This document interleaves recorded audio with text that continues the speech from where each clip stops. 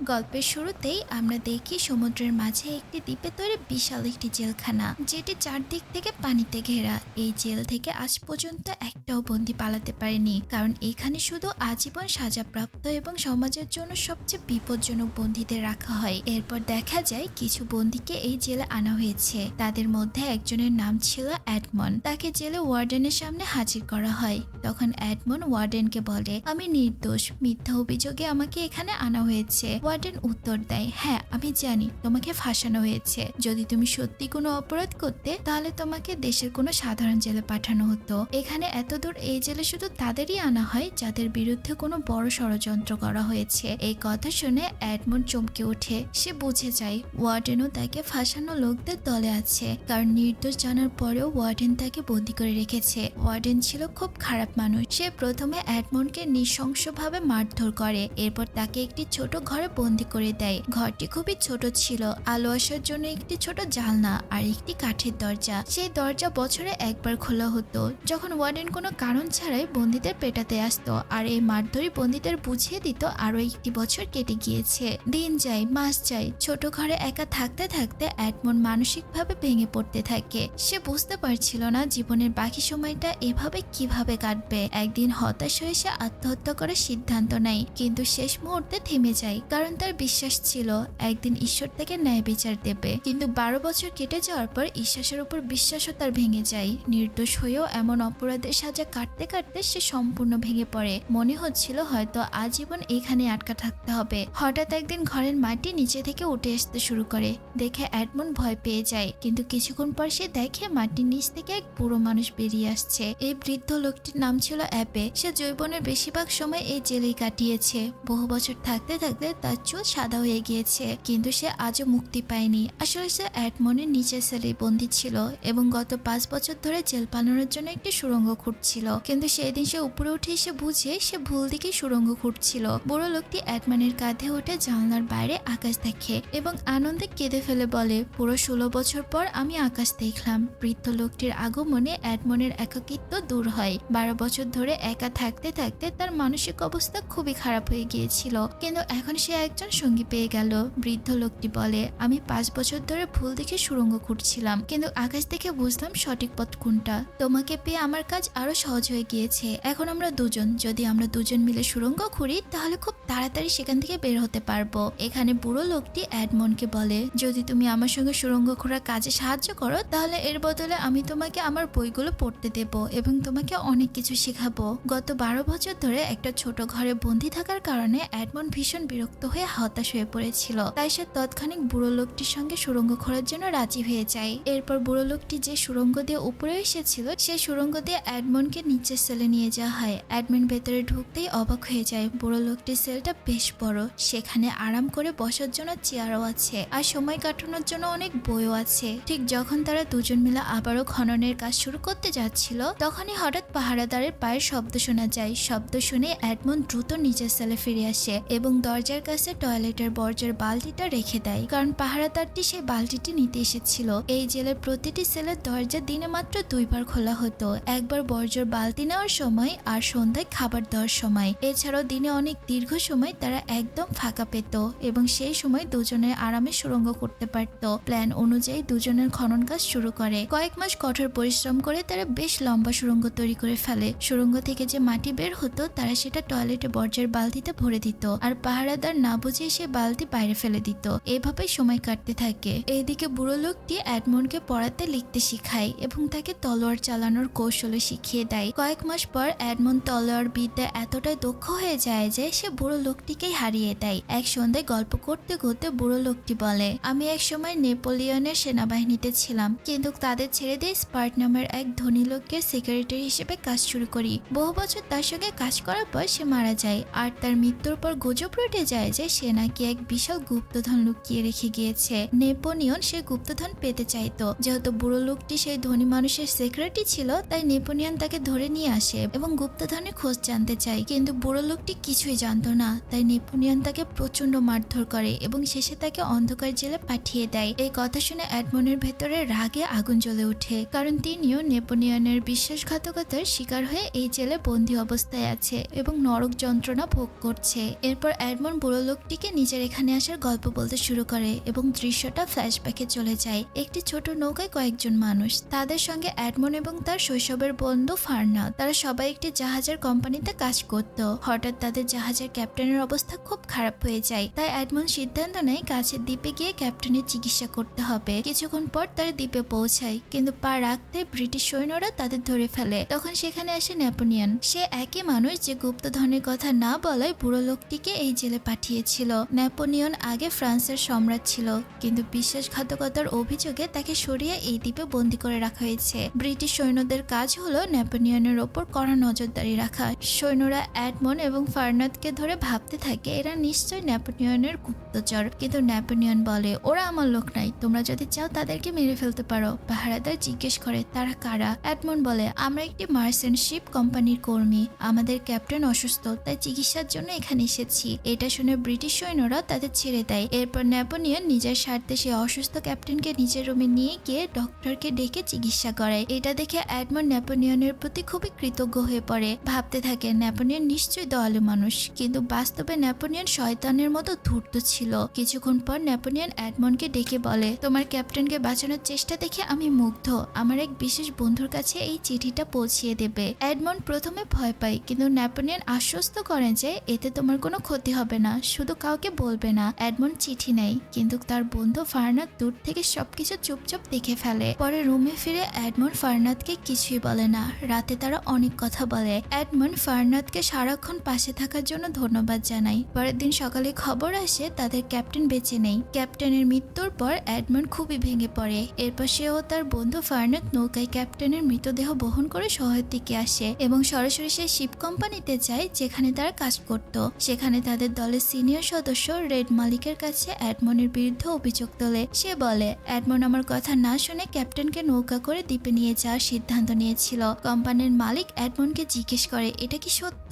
Edmund বিনা দ্বিধায় বলে হ্যাঁ, ক্যাপ্টেনকে মরতে দিতে পারতাম না, তাই এই সিদ্ধান্ত নিয়েছি। এই কথা শুনে কোম্পানির মালিক এডমনকে সৎ সাহসিকতার প্রশংসা করে এবং রেডকে লক্ষ্য করে বলে যেহেতু তুমি সিনিয়র, এই দায়িত্ব তোমার নেওয়া উচিত ছিল, কিন্তু তুমি নিজের প্রাণ বাঁচানোর চেষ্টা করেছো। রেড লজ্জায় চুপ হয়ে যায়। এডমনের সততা ও সাহস দেখে কোম্পানির মালিক তাকে জাহাজের নতুন ক্যাপ্টেন ঘোষণা করে, কিন্তু রেড এতে খুবই রেগে যায়, কারণ সে নিজে ক্যাপ্টেন হওয়ার আশা করেছিল। রাগ ও হিংসায় সে সেখান থেকে বেরিয়ে যায়। এইদিকে ক্যাপ্টেন হওয়ার খুশিতে এডমন সরাসরি তার ভালোবাসার মানুষ মার্সিডিসের কাছে যায়, তাকে খবর জানায় এবং সেখানে বিয়ের প্রস্তাব দেয়। সেখানে ফারনাদও উপস্থিত ছিল। তারা তিনজনেই শৈশবের বন্ধু ছিল, কিন্তু ফারনাদ ছোটবেলা থেকে মার্সিডিসকে ভালোবাসত, অথচ মার্সিডির হৃদয়ে স্থান ছিল শুধুমাত্র এডমনের। এই বিষয়টা ফারনাদের মনে গভীর হিংসা জাগায়। রাগে ফুঁসতে থাকা ফারনাদ সেখান থেকে বেরিয়ে সরাসরি রেডের সঙ্গে দেখা করে। রেড ক্যাপ্টেন না হওয়ার কারণে আর ফারনাদ মার্সিডিকে না পাওয়ার জন্য দুজনেই এডমনকে হিংসা করতে থাকে। রেড ফারনাদকে বলে তোমরা খুব ভালো বন্ধু তাই না। ফারনাদ ঠাট্টা গলায় উত্তর দেয় না, এডমন আমাকে বন্ধু ভাবে, কিন্তু সে বন্ধু ভাবলেও সে আমার কাছ থেকে কথা লুকায়। ফারনাদ তখন রেডকে সেই গোপন চিঠির কথা জানায়, যে চিঠি নেপোলিয়ন এডমনকে দিয়েছিল। এই কথা শুনে রেড ও ফারনাদ দুজনেই মিলে এডমনকে ফাঁসানোর পরিকল্পনা করে। এইদিকে এডমন ও মার্সিডিস ক্যাপ্টেন হওয়ার আনন্দে সময় কাটাচ্ছিল। ঠিক তখনই পুলিশ এসে এডমনকে গ্রেফতার করে নেয় এবং তাকে ম্যাজিস্ট্রেট উইলফোর্ডের সামনে নিয়ে যান। উইলফোর্ড আগে থেকেই জানতো এডমনের কাছে একটি চিঠি আছে যা নেপোলিয়ন তাকে দিয়েছিল। সে এডমনের কাছে সেই চিঠিটা চায়। এডমন কোনো কিছু লুকায় না, সব সত্য বলে এবং চিঠিটাও দিয়ে দেয়। উইলফোর্ড চিঠিটি খুলে পড়ে দেখেন নেপোলিয়ন তার এক সহযোগীকে ব্রিটিশ সৈন্যের গোপন তথ্য পাঠিয়েছেন। চিঠি যদি সে ব্যক্তি অর্থাৎ ক্ল্যারিয়ানের হাতে পৌঁছিয়ে যেত তবে ব্রিটিশদের বড় ক্ষতি হতো। এই কথা শুনে এডমন হতভম্ব হয়ে যায়। সে কসম করে বলে যে সে কিছুই জানতো না, কারণ সে পড়তে লিখতে পারে না। আর নেপোলিয়ন তাকে বলেছিল চিঠিতে তার কোনো বিপদই নেই। উইলফোর্ড তার কথার সততা দেখতে পায় এবং বলে তুমি বাড়ি যেতে পারো। এডমন বের হওয়ার ঠিক আগ মুহূর্তেই উইলফোর্ড তাকে জিজ্ঞেস করে নেপোলিয়ন তোমাকে চিঠি দিতে বলেছিল কোন ব্যক্তির কাছে। এডমন উত্তর দেয় সে আমাকে ক্ল্যারিয়ান নামের একজন ব্যক্তিকে এই চিঠিটা দিতে বলেছিল। এই নাম শুনে উইলফোর্ড চমকে ওঠে এবং সঙ্গে সঙ্গে চিঠিটি পুড়িয়ে ফেলে। আসলে ক্ল্যারিয়ান ছিল উইলফোর্ডের নিজের বাবা। সে নেপোলিয়নের সমর্থক ছিল। সরকার যদি জানতে পারত ম্যাজিস্ট্রেটের বাবা নেপোলিয়নের লোক, তাহলে উইলফোর্ডের চাকরি চলে যেত। উইলফোর্ড জিজ্ঞেস করে তুমি কি কাউকে এই চিঠির কথা বলে বলেছো? এডমন্ড বলে, না, কাউকে বলিনি। এতে উইলফোর্ড স্বস্তি পায়। এরপর ভান করে দুঃখ প্রকাশ করে এবং গার্ডকে নির্দেশ দেয় এডমন্ডকে আমার গাড়িতে করে বাড়ি পৌঁছিয়ে দাও। কিন্তু গাড়িতে উঠতেই বাড়ি থেকে দরজা বন্ধ করে দেওয়া হয়। এডমন্ড বুঝে যায় এটা তাকে ফাঁসানোর ফাঁদ। সে কোনোভাবে বেরিয়ে পালিয়ে যায় এবং সরাসরি তার বন্ধু ফারনাদের কাছে যায়। সব কথা খুলে বলতেই ফারনাদ নির্দয়ভাবে বলে, আমি সব জানতাম। নেপোলিয়ন যখন চিঠি দিয়েছিল তোমাকে, আমি লুকিয়ে সব দেখেছি। রাতে তুমি ঘুমিয়ে পড়লে তোমার পকেট থেকে চিঠি বের করে পড়েছিলাম, আর ম্যাজিস্ট্রেটকে আমি নিজেই অভিযোগ করেছি। ফারনাদের বিশ্বাসঘাতকতা শুনে এডমন্ড ভেঙে পড়ে। সে পালাতে চাচ্ছিল কারণ পুলিশ আসতে আর দেরি নেই, কিন্তু ঠিক তখনই ফারনাদ তাকে তলোয়ার মুখে আটকে দেয়। এডমন্ড পালানোর চেষ্টা করলেও ফারনাদ তাকে ছাড়ে না। কিছুক্ষণ পর পুলিশ এসে এডমন্ডকে গ্রেফতার করে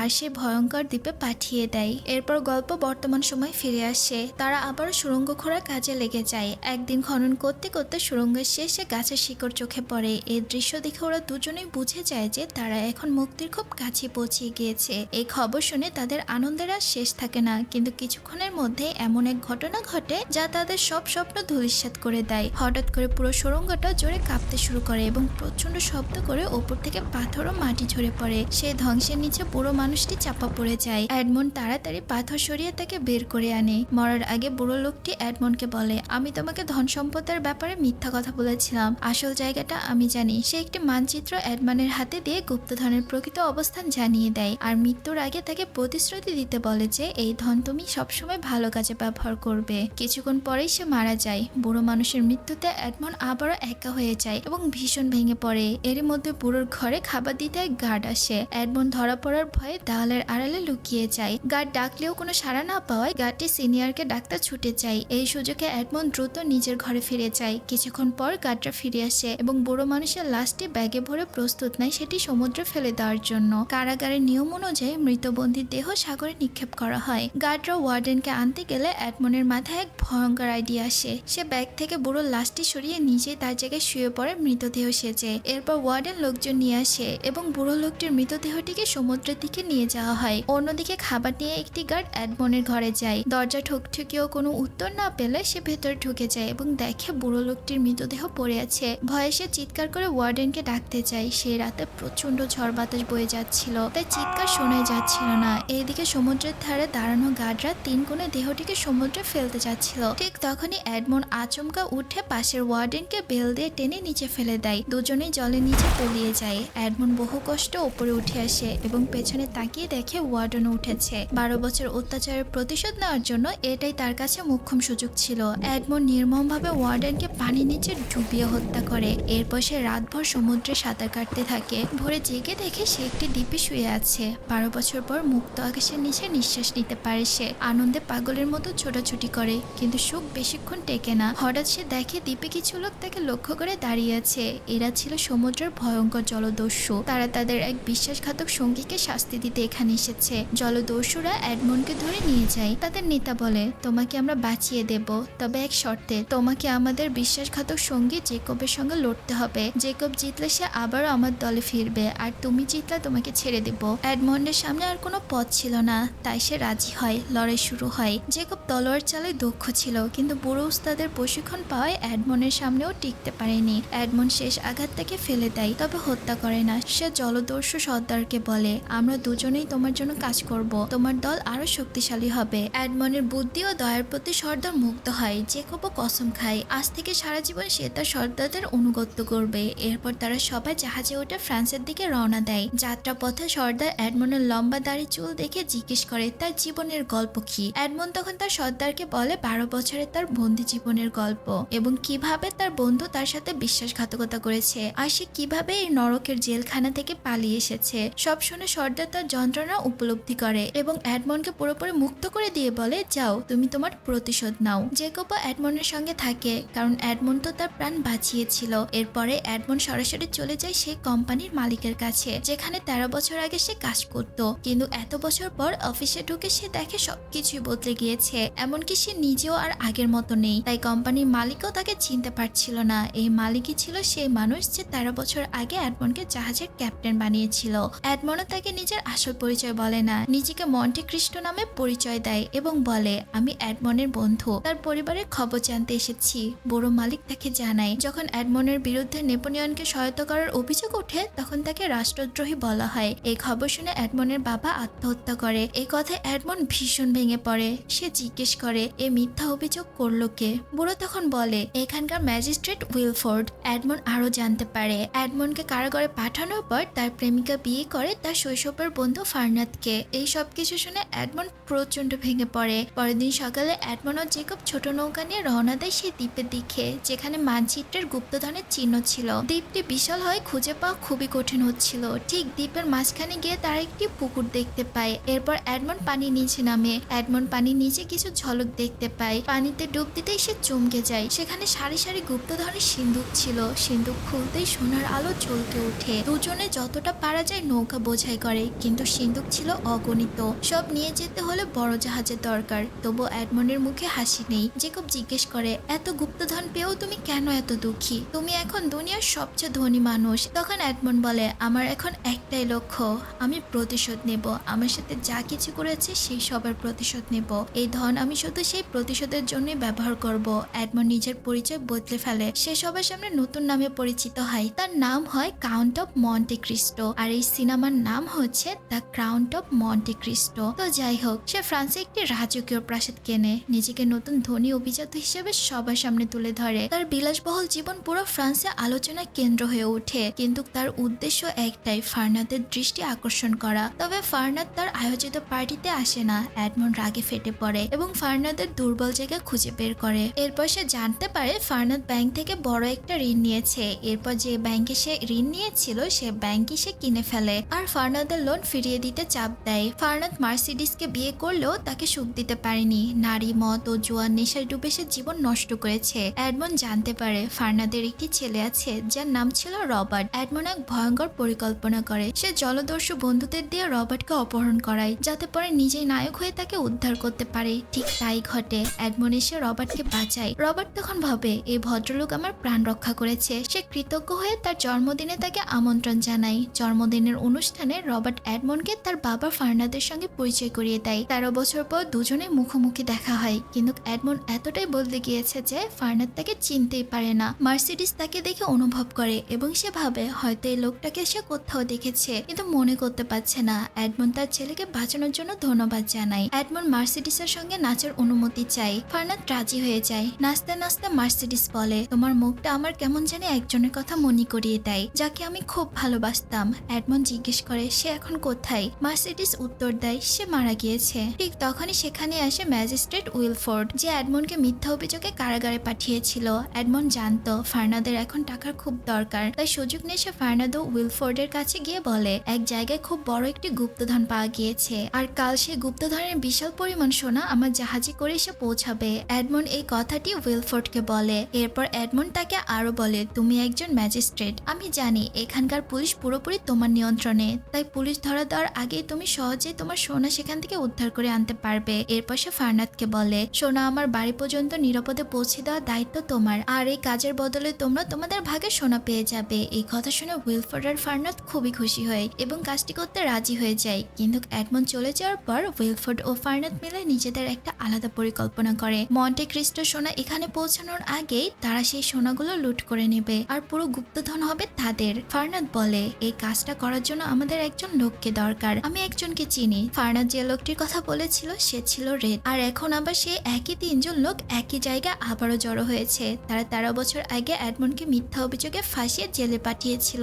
কিন্তু তারা জানতো না এডমন্ড ইচ্ছা করে এই 3 জনকে আবারও একত্রিত করেছে। নাচ শেষ করে তারা খেতে বসে। হঠাৎ এডমন্ড যখন নিজের পুরনো অভ্যাসের মধ্যে করে চুল নাড়ায়, মার্সিডিস সঙ্গে সঙ্গে তাকে দেখে চিনে ফেলে। পার্টি শেষ হওয়ার পর মার্সিডিস লুকিয়ে এডমন্ডের ঘোড়া গাড়িতে আসে। কাঁদতে কাঁদতে সে বলে আমি জানি তুমি এডমন্ড, তোমার চোখ দেখে আমি তোমাকে চিনতে পেরেছি, তোমার চোখ আমি কখনোই ভুলবো না। এডমন্ড ঠাট্টা গলায় উত্তর দেয় কোন এডমন্ড? সে মারা যাওয়ার 1 মাস পরেই তুমি বিয়ে করে ফেলেছো। আমি সে এডমন্ড নই, সে এডমন্ড অনেক আগে মারা গিয়েছে। আসলে এডমন্ড আজও মার্সিডিসকে ভালোবাসে, কিন্তু সত্য প্রকাশ হয়ে গেলে তার প্রতিশোধের পরিকল্পনা নষ্ট হতে পারে। তাই সে মার্সিডিসকে গাড়ি থেকে নেমে যেতে বাধ্য করে। পরের দিন রেড এডমন্ডের সোনা ভর্তি জাহাজ লুট করে, কিন্তু সে জানতো না এডমন্ড আগেই পুলিশের সঙ্গে মিলে সেখানে ওত পেতে আছে। পুলিশ এসে রেডকে ধরার চেষ্টা করে। রেড পালাতে গেলে এডমন্ড তার সামনে দাঁড়িয়ে পড়ে এবং তার গলায় ফাঁসের দড়ি লাগিয়ে ফেলে। মরার আগে এডমন্ড তার মুখ খোলে যাতে রেড বুঝতে পারে যে সে কার সাথে বিশ্বাসঘাতকতা করেছে। উইলফোর্ডের মিথ্যায় দেশদ্রোহিতার অভিযোগে এডমন্ডের বাবা আত্মহত্যা করেছিল আর এডমন্ডকে 13 বছর জেলে থাকতে হয়েছে। এডমন্ড সোজা ম্যাজিস্ট্রেট উইলফোর্ডের কাছে যায় এবং বলে, তুমি আমাকে কি চিনতে পারছো না? উইলফোর্ড চিনতে না পারে নাটক করে। তখন এডমন্ড সব সত্য বলে, আমি সেই এডমন্ড যাকে তুমি 13 বছর আগে মিথ্যা মামলায় জেলে পাঠিয়েছিলে। কথার ফাঁকে এডমন্ড তাকে সব সত্য স্বীকার করিয়ে নেয়। উইলফোর্ড বলে, হ্যাঁ আমি করেছি, আমার বাবাকে বাঁচানোর জন্য তোমার উপর বিশ্বাসঘাতকতার অভিযোগ দিয়েছিলাম। সে আরো বলে, তুমি কিছুই করতে পারবে না কারণ তোমার কাছে কোনো প্রমাণই নেই। এই কথা শুনে এডমন্ড হেসে ফেলে। ঠিক তখনই পেছন থেকে পুলিশ ঘরে ঢুকে তার সব কথা লুকিয়ে শুনে ফেলে। পুলিশ উইলফোর্ডকে আটক করে ঠিক সেই ঘোড়ার গাড়িতে বসায় যে গাড়িতে এডমন্ডকে 13 বছর আগে জেলে পাঠানো হয়েছিল। কিন্তু গাড়ির ভেতরে এডমন্ড ইচ্ছা করে একটি বন্দুক রেখে দেয়। উইলফোর্ড বন্দুক পেয়ে নিজেকে গুলি করতে যায় কিন্তু গুলি নেই। এডমন্ড এগিয়ে এসে বলে, আমি তোমাকে এত সহজে মরতে দেব না। এরপর সে উইলফোর্ডকে সেই একই কারাগারে পাঠায় যেখানে এডমন্ড নিজে 13 বছর নরক যন্ত্রণা কাটিয়েছে। অন্যদিকে ফারনাদ পালানোর প্রস্তুতি নিচ্ছিল কারণ তার উপর ব্যাংকের বিশাল ঋণ জমেছিল। এই সময় ফারনাদ মার্সিডিসকে বলে, তুমি আমার সঙ্গে চলো, কিন্তু মার্সিডিস স্পষ্টভাবে না করে দেয়। তখন ফারনাদ বলে, ঠিক আছে তোমার যা ইচ্ছা তাই করো, কিন্তু আমি অন্তত আমার ছেলে রবার্টকে নিয়ে যাব। এই কথা শুনে মার্সিডিস চিৎকার করে বলে, রবার্ট তোমার ছেলে না, রবার্ট হলো এডমন্ডের ছেলে। সে আরো বলে, এই কারণেই এডমন্ডের মৃত্যুর পর আমি এত দ্রুত তোমাকে বিয়ে করতে রাজি হয়েছিলাম। এই কথা শুনে ফারনাদ প্রচন্ড রেগে যায় এবং একাই বেরিয়ে পড়ে। ফারনাদ ছুটে যায় সেই জায়গায় যেখানে তারা এডমন্ডের চুরি করা সোনা লুকিয়ে রেখেছিল, কিন্তু সিন্দুক খুলতে সে হতবাক হয়ে যায়। সোনার বদলে ভেতরে শুধু মাটি ছিল। অন্য সিন্দুক খুলতে সে সেখানে একটি চেসের রাজা দেখতে পারে আর এটাই সে চেস পিস যেটা সে বহু বছর আগে এডমন্ডকে উপহার দিয়েছিল তার বন্ধুত্বের প্রতীক হিসাবে। এটা দেখে ফারনাদ বুঝে যায় এডমন্ড বেঁচে আছে। ঠিক তখনই পেছন থেকে এডমন্ড উপস্থিত হয় তার পুরনো আসল চেহারায়। ফারনাদ বিস্মিত হয়ে বলে, যাকে আমি মন্টে ক্রিস্টো ভেবেছিলাম সে আসলে তুমি। তাদের মধ্যে ভয়ঙ্কর লড়াই শুরু হয়। এডমন্ড সহজেই ফারনাদের তলোয়ার ফেলে দেয় এবং তাকে মারতে যায়। ঠিক তখনই দৌড়ে আসে রবার্ট। সে বলে, আমি আমার পিতাকে এভাবে মরতে দেব না। এই সুযোগে ফারনাদ নিজের বন্ধুকে গুলি ভরে। এই সময় মার্সিডিসও সেখানে পৌঁছে চিৎকার করে বলে, রবার্ট, ফারনাদ তোমার বাবা নয়, আসলে তোমার বাবা এডমন্ড। এই কথা শুনে রবার্ট এবং এডমন্ড দুজনেই স্তম্ভ হয়ে যায়। মার্সিডিস সত্য জানায় 13 বছর আগে যখন তার সাথে এডমন্ডের সম্পর্ক ছিল তখন এডমন্ডের জেলে যাওয়ার 1 মাস আগে সে প্রেগনেন্ট হয়েছিল। তাই সমাজের অপবাদ থেকে আর অপমানের ভয়ে সে বাধ্য হয়ে ফারনাদকে বিয়ে করেছে। এই কথা শুনে এডমন্ড অত্যন্ত খুশি হয় কারণ সে বহু বছর পরে সে তার ভালোবাসা মার্সিডিস এবং নিজের ছেলে রবার্টকে ফিরে পেয়েছে। এডমন্ড ফারনাদকে বলে, যাও আমি তোমাকে ক্ষমা করেছি। কিন্তু ফারনাদ হাল ছাড়ার লোক নয়। সে বলে, আমার বন্ধুকে একটিমাত্র গুলি আছে আর এই গুলিটা আমি তোমার এমন এক জায়গায় মারবো যেখানে তুমি সবচেয়ে বেশি কষ্ট পাবে। বলে সে বন্দুক মার্সিডিসের দিকে তাক করে দেয়। ঠিক গুলি ছড়ার মুহূর্তে জেকব দ্রুত একটি ছুঁড়ে মারে যার ফলে ফারনাদের নিশানা সরে যায় এবং গুলি লাগে মার্সিডিসের কাঁধে। এরপর ফারনাদ পালাতে শুরু করে। এডমন্ড তাকে তাড়া করে। দীর্ঘ লড়াইয়ের পর এডমন্ড ফারনাদকে হত্যা করে। বদলা শেষ হওয়ার পর এডমন্ড মার্সিডিস এবং তার ছেলে রবার্টকে নিয়ে সেই দ্বীপে যায় যেখানে সে 13 বছর বন্দী ছিল। সেখানে দাঁড়িয়ে সে তার বৃদ্ধ মাস্টারকে স্মরণ করে এবং মাস্টারের শেষ ইচ্ছা অনুযায়ী নিজের তলোয়ার সেখানে রেখে প্রতিজ্ঞা করে, আজ থেকে আমার সব সম্পদ আমি মানুষের ভালোর জন্য ব্যবহার করব। প্রথম কাজ হিসেবে এডমন্ড পুরো দ্বীপটি কিনে নেয়। এরপর সে কারাগারের সব বন্দীকে মুক্ত করে দেয় এবং কারাগারটি চিরতরে বন্ধ করে দেয় যাতে কেউ আর কখনোই এই নরক যন্ত্রণা ভোগ না করতে পারে যা সে 13 বছর ধরে সহ্য করেছে। আর এরই মাধ্যমে এই সিনেমাটি এখানেই শেষ হয়ে যায়। তো বন্ধুরা, কেমন লাগলো আজকের গল্পটি অবশ্যই কমেন্ট বক্সে জানিয়ে দেবেন। আর আমার এক্সপ্লেনেশন যদি আপনাদের কাছে ভালো লাগে তাহলে অবশ্যই আমাদের চ্যানেলটিকে সাবস্ক্রাইব করে আমার সাথেই থাকুন। পরবর্তী ভিডিও দেখার জন্য অবশ্যই আমার সাথে থাকবেন। আবারও কথা হবে অন্য একটি গল্প নিয়ে। ততক্ষণ পর্যন্ত আপনারা ভালো থাকবেন, সুস্থ থাকবেন। আল্লাহ হাফেজ।